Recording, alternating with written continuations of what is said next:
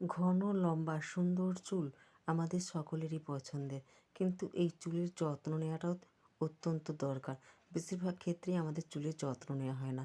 আমরা ত্বকের যত্ন যেভাবে নিই সেভাবে কিন্তু চুলের যত্ন করি না। আজকে তোমাদেরকে দেখাবো ঘরোয়া উপায়ে তোমরা কিভাবে চুলের রং করবে। বাজারে এখন অনেক ধরনের কেমিক্যালযুক্ত রং পাওয়া যায়, যেগুলো ইউজ করলে চুলটা সত্যিই ক্ষতি হয়ে ওঠে। আজকে যে তোমাদেরকে কালারটা দেখাবো সেটা যেমন চুলকে সুন্দর কালার দেবে, তেমনি চুলটাকে সুন্দরও করে তুলবে। হাই ফ্রেন্ডস, আমি মানসী, সাজাবো যতনে পরিবারে তোমাদের সবাইকে স্বাগত। চুলের যে কালারটা তৈরি করব, সে হেনাটা তৈরি করবার জন্য প্রথমে আমি একটা পাত্রে চা ফুটোতে দিয়েছি। 1 কাপের মতো জল নিয়েছি, নিয়ে তাতে 2 চামচের মতো চা দিয়ে ভালো করে ফুটাতে দেব, যতক্ষণ না রঙটা পুরো কালো হয়ে আসে।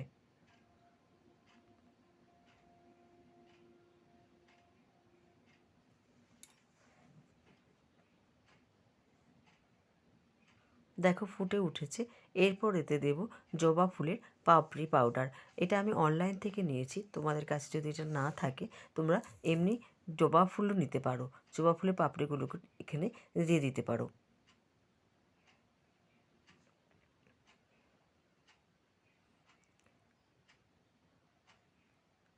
ফুটে উঠেছে।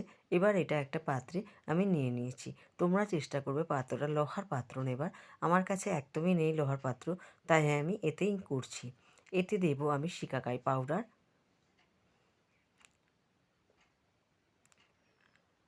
দেব এতে রিঠা পাউডার,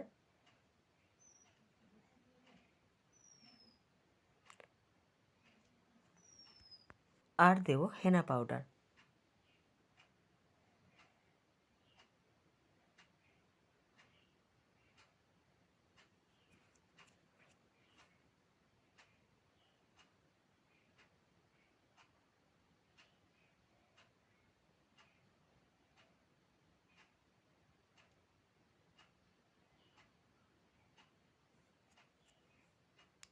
এই 3টে পাউডারকে খুব ভালো করে মিশিয়ে নিতে হবে।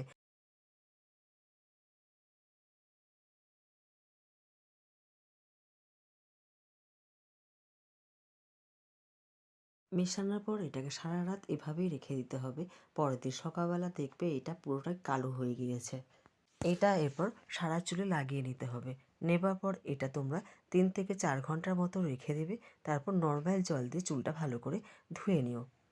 হেনা যেদিন করবে সেদিন শ্যাম্পু করো না, সেদিন এমনি নর্মাল জল দিয়ে চুলটা ভালো করে ধুয়ে নিও।